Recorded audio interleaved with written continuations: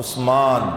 آج عثمان غنی رضی اللہ تعالیٰ عنہ کی نسبت کا دیکھیں حال کہ اللہ کے رسول صلی اللہ علیہ وسلم کی نسبت زمین کو اگر ہو جائے تو اتنا بڑا مقام ہو جاتا ہے، جس کو نبی پاک صلی اللہ علیہ وسلم نے اپنا جسم کا حصہ جسے دے دیں، اپنی بیٹی کو دو بیٹیوں کو دے دیں، اور آقا فرماتے ہیں کہ عثمان کو میں نے ایک بیٹی دی، پھر اس کے بعد دوسری بیٹی دی، ان کے انتقال کے بعد عثمان غنی رضی اللہ تعالیٰ عنہ کو دوسری بیٹی عطا فرمائی۔ نبی پاک صلی اللہ علیہ وسلم فرماتے کہ اگر ایک بیٹی کے بعد اگر دوسری جاتی رہے اور وہ بھی اگر انتقال کرتی جائے، اگر میری بیٹیاں 100 ہوتی 1000 ہوتی تو میں عثمان کو نکاح کرتا چلا جاتا۔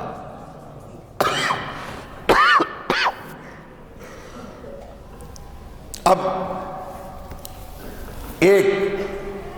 ہم لوگ 4 یار کے بھی وفادار ہیں نہیں، 4 یار کے بھی وفادار، محبت کرنے والے، ابو بکر صدیقی بھی ہیں، فاروقی بھی ہیں، ہم عثمانی بھی ہیں، ہم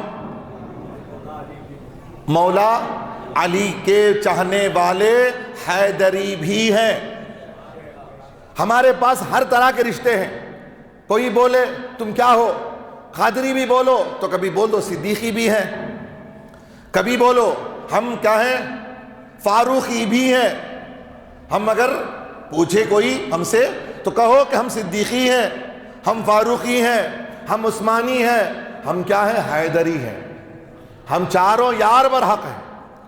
اب آؤ یہ یاروں سے جو رشتہ استوار کر لے اس کا مقام کیا ہے، اور 4 یار میں سے کسی ایک یار کا بھی اگر رشتہ توڑ لے اس کا مقام نبی کی بارگاہ میں کیا ہے۔ اب سماعت کریں، بارگاہ مصطفیٰ میں حضرت عثمان غنی رضی اللہ تعالیٰ عنہ کے تعلق سے ان کا مقام و مرتبہ کیا ہے، سماعت کیجئے۔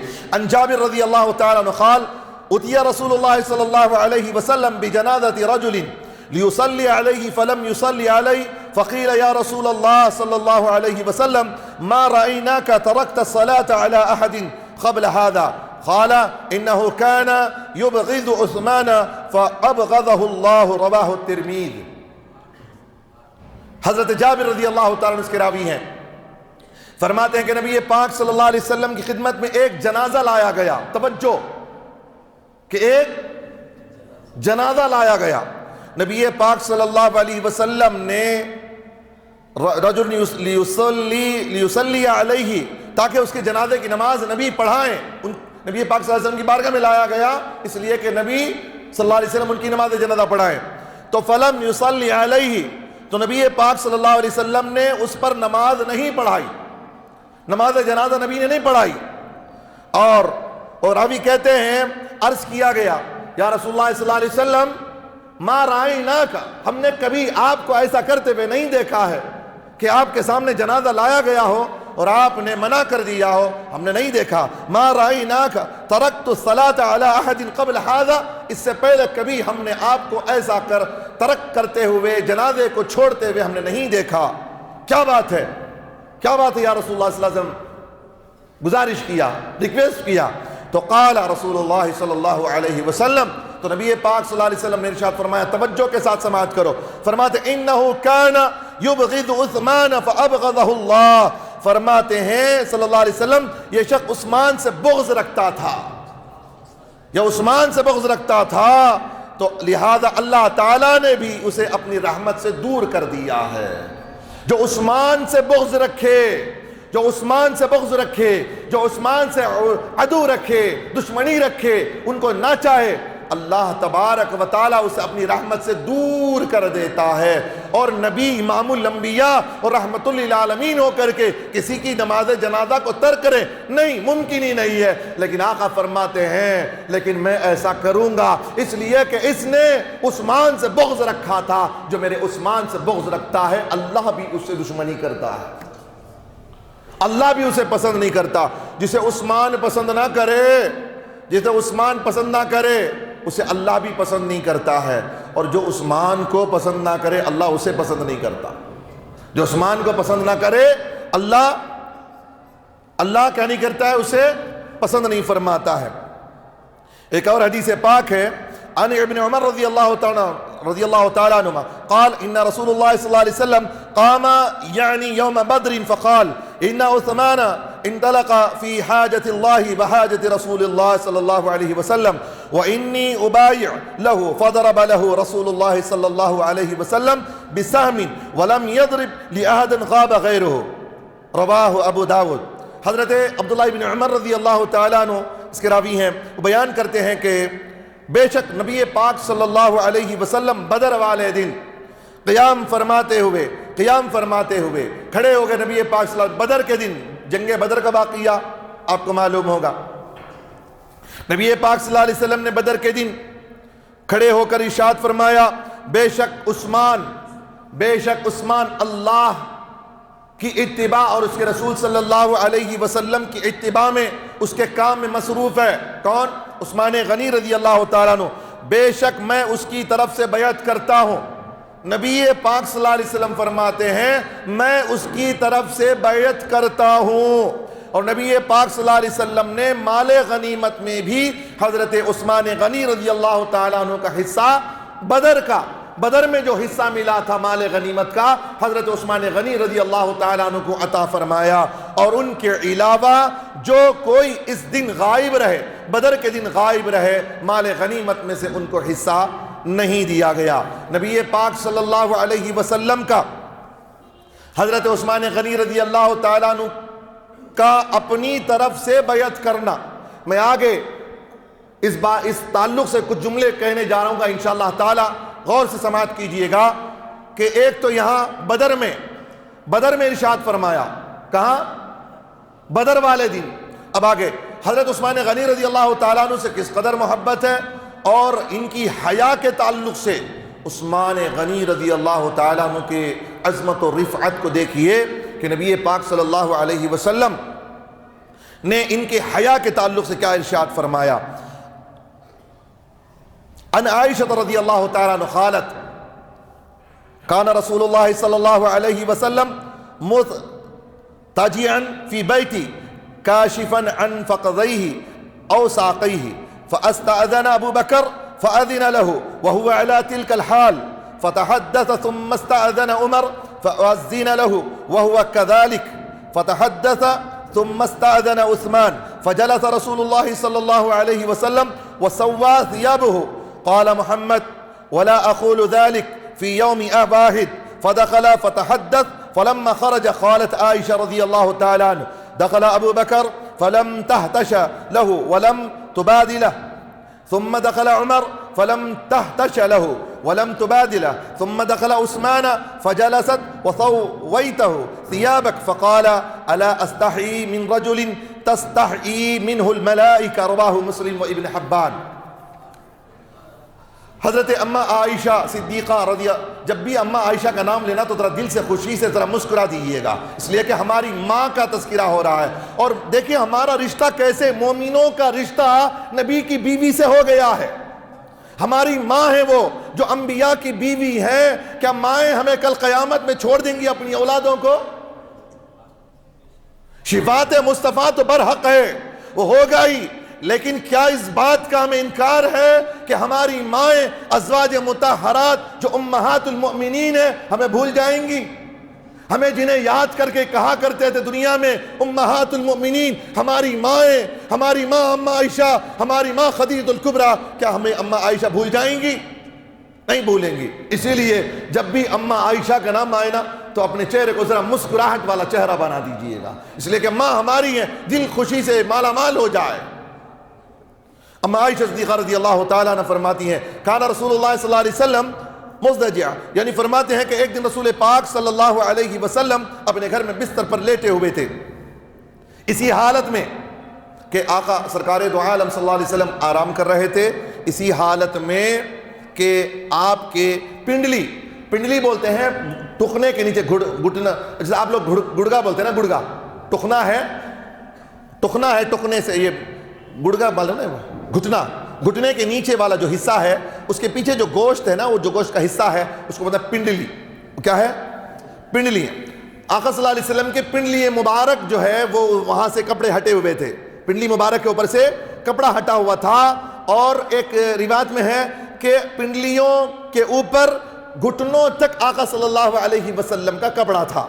یعنی ستر عورت جہاں سے شروع ہوتا ہے سطر عورت جہاں سے شروع ہوتا ہے، یعنی گھٹنے سے لے کر مرد کا سطر عورت، گھٹنوں سے لے کر ناف تک سطر عورت ہے، اس کا چھپانا مرد کے لیے فرض ہے، فرض ہے۔ ناف سے برابر پیچھے والا حصہ، ناف سے برابر پیچھے والا حصہ، اور پیچھے والا حصہ گھٹنوں کے پیچھے تک، سامنے والا گھٹنوں سے لے کر ناف تک۔ میں آج اسی ضمن میں ہمارے نوجوان ساتھیوں سے، ہمارے نوجوان لڑکوں سے جو پینٹ کا استعمال کرتے ہیں، جینس پینٹ کا استعمال کرتے ہیں، میں ان سے گزارش، جینس پینٹ کا کیا، اگر نارمل پینٹ بھی، اگر وہ دوسری پینٹیں ہوتی ہیں نا، کوئی دوسرا نام کیا ہے اس کا، فارم، جو بھی پینٹ آپ پہنتے ہیں، سادہ والا سیلا کے جو پہنتے ہیں، وہ پینٹ جو ہے نا آپ جہاں پہنتے ہیں، آپ یقین مانیے، آپ دیکھیے جو آپ جینس پینٹ وغیرہ پہنتے ہیں، آپ سجدے میں جاتے ہیں نا، سجدے میں جاتے ہیں تو اگر آپ نے کرتا پہنا ہے اور آپ کا شرٹ اگر بڑا ہے تو آپ کی پیٹھ ڈھک جاتی ہے، لیکن جب آپ سجدہ کرتے ہیں آپ کی پینٹ ناف کا حصہ سمجھیے یہاں سے شروع ہے، تو آپ اگر یہاں سے پہنتے ہیں تو سجدے کی حالت میں پینٹ اتنی اتر جاتی ہے، ٹائٹ ہو کر جب آپ سجدے میں جاتے ہیں پینٹ اتر جاتی ہے، سطر عورت سے ہٹ کر نیچے آ جاتی ہے۔ اگر اس لمحے اگر آپ کا شرٹ اگر اوپر کو اٹھ گیا، آپ کی ٹی شرٹ اگر اوپر کو اٹھ گئی، آپ کی نماز فاسد، گئی نماز آپ کی۔ ہزارہ لوگ، ہزارہ نوجوان جو ہے، اور نوجوان تو نوجوان، ادھیڑ عمر کے لوگ بھی جو ہے جینس پینٹ کا استعمال کرتے ہیں، آپ کی سطر عورت اتر جاتی ہے، 1 انچ بھی اگر سطر عورت سے نیچے آ گئی اور آپ کا وہ حصہ دکھ گیا، نظر آ گیا، سطر عورت جو ہے وہ اگر اب کھل گیا، سمجھیے آپ کی نماز آن لائن، آپ نماز میں ہی ہیں، آن ڈیوٹی نماز ٹوٹ گئی، آپ کی نماز میں ہے، نماز میں ٹوٹ گئی نماز، گویا کہ آپ کا ہوا خارج ہوتے ہی جیسے آپ کی نماز ٹوٹ جاتی ہے، ایسے ہی آپ کا سطر عورت کھل جانے کی وجہ سے آپ کی نماز گئی۔ اس کے بعد خیال رکھیں گے نا، اگر ایسا پہن رہے تو جھبا پہنو، کم اوپر سامنے والا جو ہے وہ کپڑا بھی خبل اور دبر برابر باقی رہے، سامنے والا کپڑا۔ چلیے عثمان غنی رضی اللہ تعالیٰ عنہ کے تعلق سے بات ہو رہی تھی، سرکار دو عالم صلی اللہ علیہ وسلم کے گھٹنے مبارک سے نیچے پنڈلی مبارک جو ہے کھلی ہوئی تھی، اتنے میں آواز آئی، دستک آئی، تو آپ اسی طرح لیٹے ہوئے تھے، تو حضرت عمر رضی اللہ تعالیٰ عنہ نے اجازت طلب کی، یا رسول اللہ اندر آنے کی اجازت ہے؟ میں نے کافی سال پہلے بھی آپ سے کہا تھا کہ آقا صلی اللہ علیہ وسلم کی سنت مبارکہ ہے، دروازے پہ مارتے اور بازو کھڑے ہو جاتے، اس کے اوٹ میں کھڑے ہو جاتے اور سلام کرتے، اجازت طلب کرتے، کیا میں آ سکتا ہوں؟ عمر فاروق رضی اللہ تعالیٰ عنہ کا بھی حال یہی رہا، تو نبی پاک صلی اللہ علیہ وسلم پوچھتے کون؟ تو حضرت عمر رضی اللہ عنہ فرماتے میں نہیں، فرمایا عمر اجازت فرمایا۔ پھر اس کے بعد اندر چلے گئے، بیٹھ گئے، آپ لیٹے ہی ابو بکر عمر فاروق رضی اللہ تعالیٰ عنہ سے گفتگو کی، آپ کا وہ حصہ پنڈلی مبارک کا ایسے ہی تھا، ابو بکر آئے رضی اللہ عنہ، اجازت طلب کی، آ جاؤ، آ گئے، بیٹھ گئے، بیٹھنے کے بعد پھر کیا کیا؟ گفتگو شروع کی، وہی گفتگو چالو ہے، آپ کا کپڑا مبارک جو آپ کا جو تہبند مبارک یعنی لنگی، سرکار دو عالم صلی اللہ علیہ وسلم جو ہے لنگی پہنا کرتے تھے، نبی پاک صلی اللہ علیہ وسلم پائجامے کو پسند فرماتے تھے، لیکن آقا صلی اللہ علیہ وسلم تہبند شریف استعمال فرماتے تھے، ٹھیک ہے۔ پھر اس کے بعد جب دروازہ کھٹکھٹایا گیا، پھر اجازت طلب کی، کون؟ کہا عثمان، نبی پاک صلی اللہ علیہ وسلم اٹھ کے بیٹھ گئے، آپ نے اپنا کپڑا جو ہے درست کر لیا اور پنڈلی مبارک کو چھپا لی اور سرکار دو عالم صلی اللہ علیہ وسلم بیٹھ گئے، گفتگو ہو گئی، تینوں تھے، گفتگو ہو گئی، مجلس برخاست، چلے گئے۔ چلے جانے کے بعد اما عائشہ صدیقہ رضی اللہ تعالیٰ تو اوٹ میں دیکھ رہی تھی نا کیا باتیں ہو رہی ہیں، کیا باتیں ہیں، گفتگو ہوگی، باتیں ہو گئی، چلے گئے۔ نبی پاک صلی اللہ علیہ وسلم کی جاتے ہی آ کے پوچھے، یا رسول اللہ، میں نے دیکھا کہ جب عمر آئے تو آپ ایسے ہی لیٹے رہے اور آپ کی پنڈلی مبارک نظر آ رہی تھی اور آپ نے پھیلایا، آپ اس کو کپڑا بھی نہیں ڈالا، پھر ابو بکر آئے، کپڑا نہیں ڈالا، جب عثمان آئے تو آپ نے کپڑا بھی سنبھالا، اٹھ کے بیٹھ گئے۔ تو نبی پاک صلی اللہ علیہ وسلم فرماتے ہیں کہ عثمان جب آئے تو آپ بیٹھ گئے، وَسَوَّيْتُهُ ثِيَابَكَ، آپ نے کپڑا بھی درست کر لیا.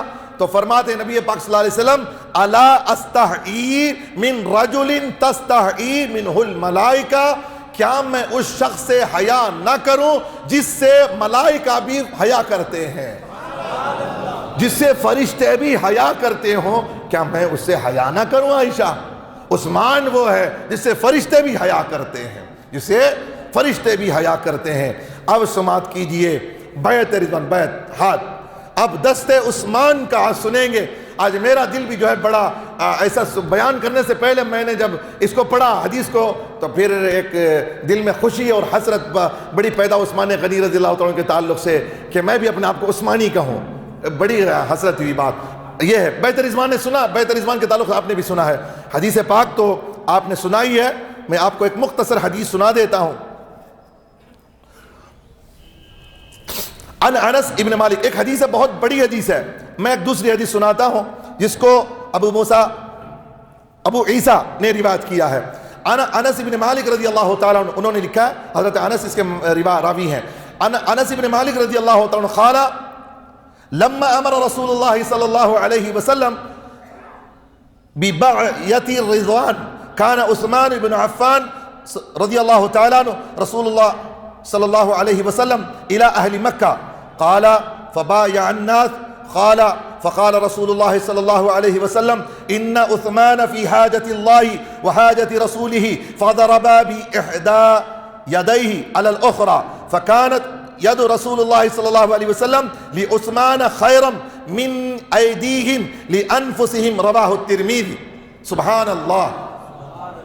حضرت انس بن مالک رضی اللہ عنہ اس کی روایت کرتے ہیں جب نبی پاک صلی اللہ علیہ وسلم نے بیعت رضوان کا حکم دیا، جب بیعت رضوان کا حکم دیا تو اس وقت حضرت عثمان بن عفان رضی اللہ تعالیٰ عنہ آپ کے سفیر بن کر مکہ تشریف لے گئے تھے. یاد ہے آپ کو صلح حدیبیہ کا واقعہ ہی ہے. صلح حدیبیہ کے وقت جب آپ صلی اللہ علیہ وسلم عمرہ کے لیے تشریف لے گئے تھے تو وہاں کے لوگوں نے روک دیا کہ آپ نہیں کر سکتے. تو اس وقت میں جو ہے تھوڑا معاملہ گڑبڑا گیا تھا. تو سفیر بنا کر کے اپنے طرف سے وزیر خارجہ جسے بولتے ہیں سفیر بنا کر حضرت عثمان غنی رضی اللہ تعالیٰ عنہ کو بھیجا، جاؤ جا کے صلح کرو. اس لیے کہ عثمان بڑے پہلے سے بھی جب سے اسلام قبول کیا سخاوت ان کی رہی، بہت سخاوت کرتے تھے. تو عثمان غنی رضی اللہ عنہ گئے، جانے کے بعد وہاں پر جو بھی بات کرنی تھی بات کیے. معاملہ تو نبی پاک صلی اللہ علیہ وسلم جانتے، لیکن ایک افواہ اٹھ گئی تھی کہ عثمان کو قتل کر دیا گیا، عثمان کو قتل کر دیا گیا. صحابہ میں ہلچل مچ گئی اور صحابہ نے کہا یا رسول اللہ صلی اللہ علیہ وسلم عثمان کو قتل کر دیا ہے، ہم نہیں چھوڑیں گے، ہم لوگ بھی جو ہیں ان کے ساتھ بدلہ لیں گے، عثمان کا بدلہ لیں گے. نبی پاک صلی اللہ علیہ وسلم فرمایا اگر عثمان کا اگر قتل ہو گیا ہے تو ہم لڑائی کریں گے. عثمان اگر قتل نہیں کیے ہیں تو جھگڑا تو نہیں ہوگا.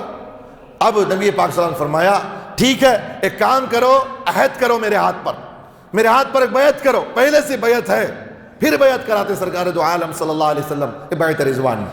بیعت کرو، بیعت کیا صحابہ نے. کہتے ہیں حدیث پاک ہے، یہ کوئی اتنے سال سے سن رہے تھے نا، یہ کوئی ایسی ویسی بات نہیں، حدیث پاک ہے.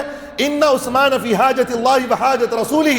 یہ جو عثمان گئے نا سفیر بن کے جو مدینہ گئے ہیں، جو مکہ گئے ان لوگوں کے ساتھ بات کرنے کے لیے، یہ اللہ اور اس کے رسول کی حاجت کے لیے گئے ہیں.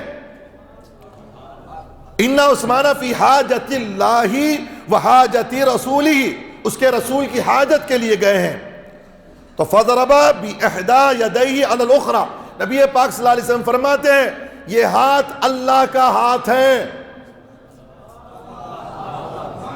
یہ ہاتھ بیعت رضوان میں لوگوں آج بیعت کرو، اس لیے کہ اللہ نے اس ہاتھ کو کہہ دیا ید اللہ فوق ایدیہم. اس جو بیعت رضوان میں جو ہاتھ مصطفیٰ کا ہاتھ ہے، تو اب جس پر ہاتھ رکھ رہے ہو اب وہ ہاتھ مصطفیٰ کا ہاتھ نہیں، بلکہ اللہ قرآن میں کہتا ہے یہ ہاتھ خدا کا ہاتھ ہے. مصطفیٰ کہتے ہیں یہ ہاتھ خدا کا ہاتھ ہے. اب آقا نے زور سے ہاتھ رکھ کے فرمایا میرا ہاتھ یہ عثمان کا ہاتھ ہے، میری حاجت کے لیے عثمان گیا ہے، میں عثمان کی جانب سے ہاتھ رکھ رہا ہوں. میرا ہاتھ عثمان کا ہاتھ. نبی کو پتا تھا کہ اس سے بہت بڑا کام ہوگا، اس کے ہاتھوں میں قرآن کا کام ہونے والا ہے، اس کے ہاتھوں میں قرآن کا کام ہونے والا ہے۔ اگر کوئی قرآن کو جمع کرنے والا اگر ہے تو وہ عثمان ہوگا، اس لیے عثمان کا ہاتھ کسی کا ہاتھ نہیں، اس لیے فرمایا عثمان کا ہاتھ میرا ہاتھ عثمان کا ہاتھ ہے۔ اور ہاتھ زبان مصطفیٰ نے فرمایا یہ جو کلام مصطفیٰ سے نکلی ہے وہ کلام معمولی کلام نہیں، وَمَا يَنْتِقُ عَنِ الْهَوَىٰ، زبان بھی خدا کی اور ہاتھ مصطفیٰ کا ہو کلام کو جمع کرنے کے لیے۔ نبی نے فرمایا کہ عثمان کا ہاتھ میرا ہاتھ ہے، میرا ہاتھ عثمان کا ہاتھ ہے۔ خود نبی پاک صلی اللہ علیہ وسلم نے ہاتھ رکھے، بیعت خود عثمان کی بیعت رضی اللہ تعالیٰ عنہ، ان کی بیعت خود کرتے ہیں کہ میری جو بیعت ہے میری بیعت نہیں ہے بلکہ یہ عثمان کی بیعت۔ خود ہاتھ، اب دیکھو ایک ہی وقت میں پیر بھی ہو مرید بھی ہو نہیں ہو سکتا ہے، ایک ہاتھ اسی کا ہو دوسرا ہاتھ اسی کا ہو نہیں، اس لیے کہ اب یہ ہاتھ تو ہو سکتا ہے مصطفیٰ کا، یہ ہاتھ مصطفیٰ کا نہیں ہے۔ کہہ دیا ید اللہ فوق ایدیہم، ان کے ہاتھوں پر ان کے ہاتھ جو ہیں وہ اللہ کے ہاتھ پر ہاتھ ہیں، ان کے ہاتھوں پر اللہ کا ہاتھ ہے۔ اور سبحان اللہ، جامع القرآن کامل الحیاء والایمان، اگر کسی کو لقب ملا ہے تو وہ عثمان بن عفان رضی اللہ تعالی عنہ کو ملا ہے۔ ان کی نسبت سے اللہ کے رسول صلی اللہ علیہ وسلم نے بے شمار کلام فرمایا ہے، بے شمار فضیلتیں بیان فرمائی ہے، اور ان کے نکاح میں ان کی بیٹیوں کا آ جانا، عثمان غنی رضی اللہ تعالیٰ عنہ کو احد کے پہاڑ میں بشارت دینا۔ اماں عائشہ کہتی ہیں ایک دن آئے عثمان میرے گھر آئے، آقا نے مجھے الگ کر دیا، فرمایا عائشہ تھوڑا کنارے ہو جاؤ میں عثمان سے بات کرتا ہوں۔ حضرت عثمان غنی سے قریب سے جو ہے بات چیت کی، کانوں کان بات کیے۔